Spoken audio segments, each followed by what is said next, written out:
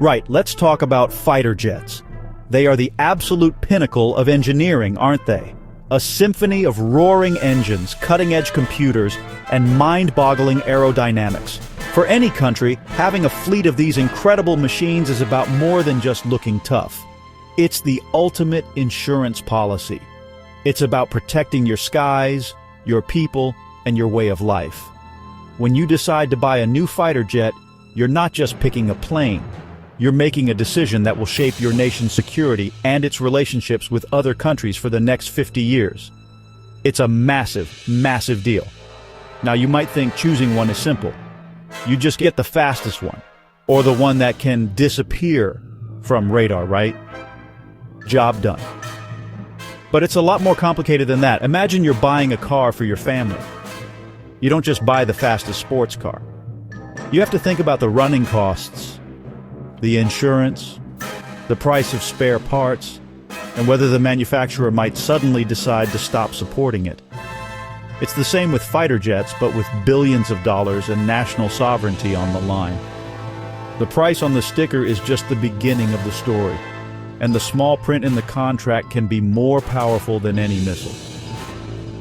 This brings us to one of the biggest showdowns in the military world today, America's F-35 Lightning II versus Sweden's Saab Gripen. On the surface, this looks like a classic David versus Goliath story.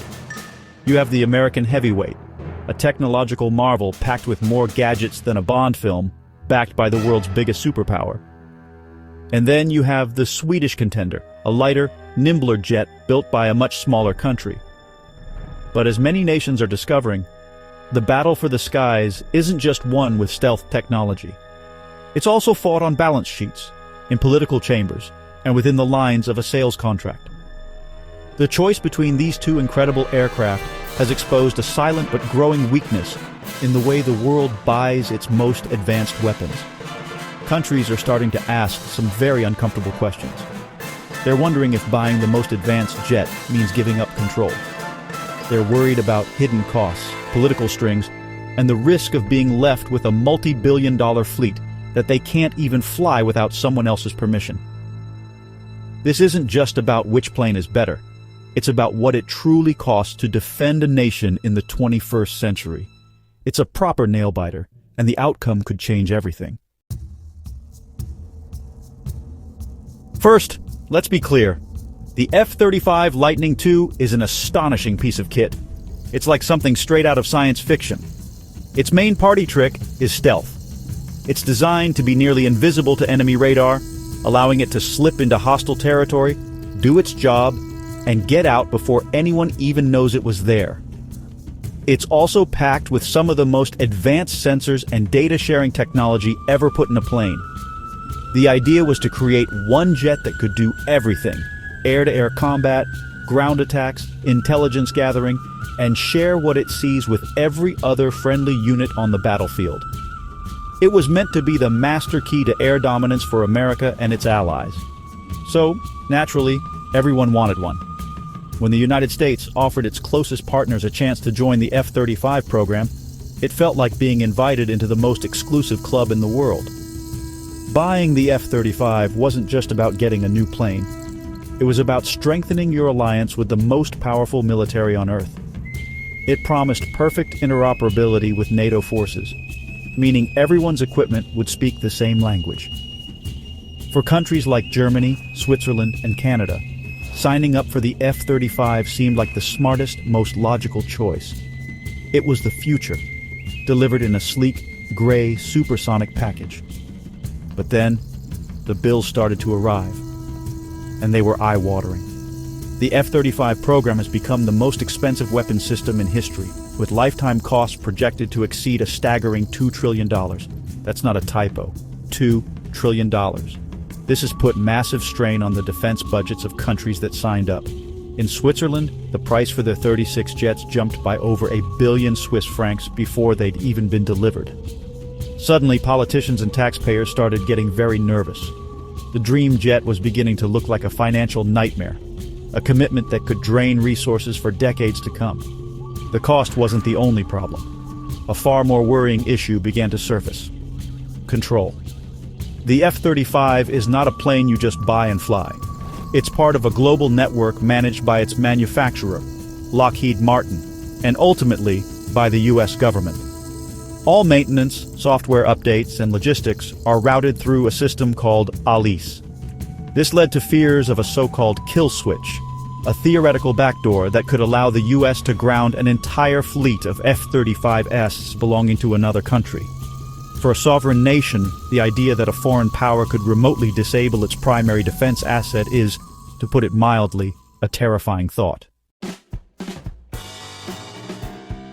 While countries were wrestling with the F-35's complexities, the Swedish Saab Gripen was waiting in the wings, offering a completely different philosophy. If the F-35 is a hugely complex, top-of-the-range supercar, the Gripen is more like a brilliant lightweight rally car. It's designed to be fast, agile, and incredibly efficient. It doesn't have the same level of all-aspect stealth as the F-35, but it makes up for it with sheer speed, impressive range, and the ability to operate from almost anywhere, including makeshift runways on public roads. It's a pragmatic, clever design, built for a world where budgets are tight and you need a jet that just works. The Gripen's biggest selling point is its cost. It's not just cheaper to buy, it's dramatically cheaper to fly and maintain. For the price of keeping one F-35 in the air for an hour, you could fly several Gripens. This means pilots can get more training hours, and a country can afford to operate a larger, more versatile fleet. For many nations, this is a game changer. It allows them to maintain a powerful air force without having to sacrifice funding for other essential parts of their military or government. The Gripen proves that you don't always need the most expensive tool in the box to get the job done effectively. Crucially, the Gripen comes with a different kind of contract. When a country buys the Gripen, they buy the whole thing. Saab is famous for offering full technology transfer, meaning the customer gets the knowledge and tools to maintain, repair, and even upgrade the aircraft themselves. This is the polar opposite of the F-35's lockdown ecosystem. It gives countries complete sovereign control over their fleet. They decide when the planes fly, how they are upgraded, and what weapons they carry. There are no fears of a kill switch because the keys to the entire system are handed over at the time of purchase. This combination of low cost, high performance, and sovereign control is making the Gripen an incredibly attractive option. Countries are realizing that true security isn't just about having the most technologically advanced hardware.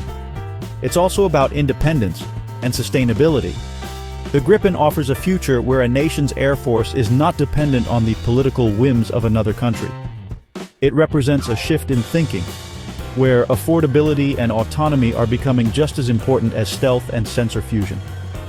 The plucky Swedish Challenger is proving that there's more than one way to rule the skies. Faced with this growing unease among its allies, you might expect the United States to launch a major charm offensive. You'd think they would be working hard to reassure their partners, offering better contract terms, more transparency on costs, and firm guarantees against political interference. But what we've seen is a worrying silence. The concerns raised by countries like Switzerland, Germany, and Canada about price hikes and contractual weaknesses have been met with little more than a shrug.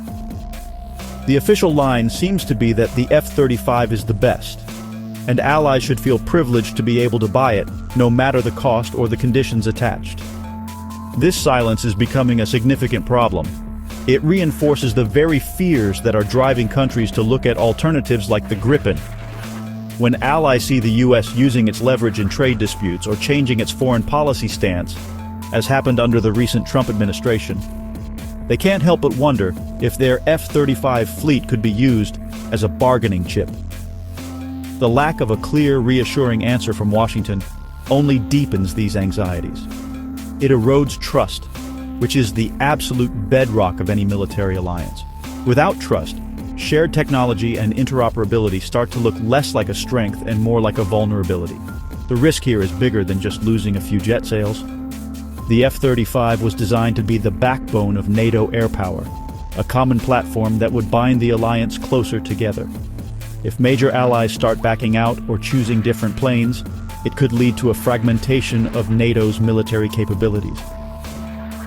Former US officials have warned that this could seriously weaken the alliance's cohesion, creating logistical headaches and making it harder for forces from different countries to fight alongside each other.